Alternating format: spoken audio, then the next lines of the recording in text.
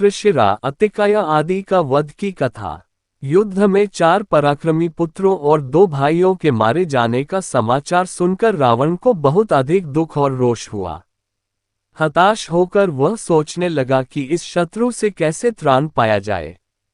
अत्यधिक चिंतन करने पर भी उसे कोई मुक्ति नहीं सूझ रही थी।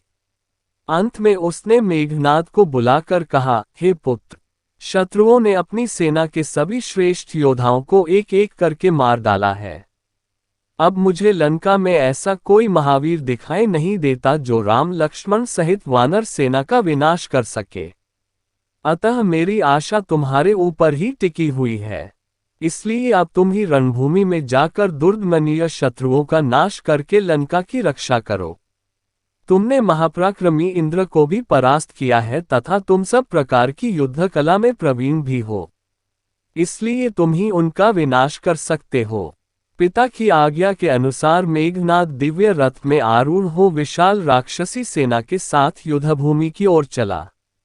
मार्ग में वह विचार करने लगा कि राम और लक्ष्मण बड़े शक्तिशाली योद्धा हैं जिन्होंने प्रहस्त, कुंभकर्ण, महोदर तथा अतिकाय जैसे पराक्रमी योद्धाओं का वध कर डाला। यदि किसी प्रकार इनका मनोबल टूट जाए तो इन पर विजय प्राप्त करना सरल हो जाएगा। इस प्रकार विचार करते हुए उसके मस्तिष्क में एक युक्ति आई। उसने अपनी माया के बल से सीता की आकृति का निर्माण किया और उसे रथ में रख लिया। इसके पश्चात वह सिंह गर्जना करता हुआ वानर सेना के सम्मुख जा पहुंचा। मेघनाद सहित शत्रु सेना को सामने देखकर वानर शिला और वृक्ष लेकर उस पर टूट पड़े। हनुमान भी एक भारी शिला उखाड़कर मेघनाद पर झपटे, परंतु रथ में दीन मलिन दुर्बल सीता को देखकर ठिठक गए। फिर उन्होंने सीता को बचाकर मेघनाद पर वार करना आरंभ कर दिया। हनुमान को लगातार अने ऊपर वार करते देख वह एक हाथ से तलवार खींचकर दूसरे हाथ से मायानिर्मित सीता के केश पकड़ उसे झकझोरने लगा। सीता की ये दुर्दशा देखकर क्रोध और संताप से विदीर्ण हुए पनव पुत्र बोले, अरे नीच! ब्राह्मण की संतान होते हुए तुझे स्त्री पर हाथ उठाते लज्जा नहीं आती। धिक्कार है तेरी बुद्धि और बल पर। एक अबला को मारकर अपनी वीरता को कलंकित करते हुए तुझे संकोच नहीं होता। रे दुष्ट! तू जानकी की हत्या करके कभी जीवित नहीं बच सकेगा। इतना कहकर हनुमान और वानर सेना पत्थर बरसाते हुए उसे मारने के लिए दौड़े, किंतु मेघनाद और उसके सैनिकों ने उन्हें रथ तक नहीं पहुंचने दिया। उनके सारे प्रयत्नों को निष्फल कर दिया। तब घोर गर्जना करता हुआ मेघनाद बोला, हनुमान, स्त्री पर हाथ डालना यद्यपि धर्म के विरुद्ध है, किंतु शत्रु को प्रत्येक प्रकार से पीड़ा पहुंचाना नीति के विरुद्ध नहीं है। इसलिए तेरे सामने ही मैं सीता का वध करूंगा। सीता ही सारे दुखों की जड़ है। उसके मरने के बाद ही लंका में सुख शांति स्थापित होगी। ये कहकर उसने माया से बनी सीता का सिर काट दिया। सिर कटते ही वानर सेना में निराशा फैल गई। वह दुख के सागर में डूबकर किंकर्तव्य विमूर्सी खड़ी रह गई। इस दशा का लाभ उठाकर राक्षस बड़ी मात्रा में वानरों का विनाश करने लगे।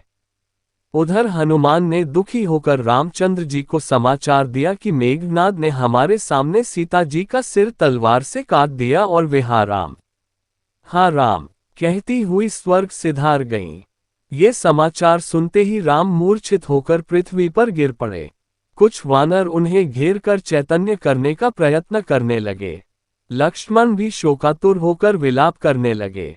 साथ ही वे अपने बड़े भाई को होश में लाने की चेष्टा भी करते जाते थे।